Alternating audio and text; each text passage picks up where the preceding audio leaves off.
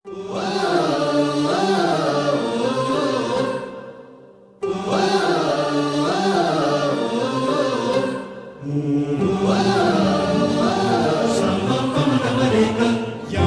आपुले सार्थ करा रे, राष्ट्रभक्ती निस्वार्थ करा रे, एकजुटीने कार्य करा या देशाचे,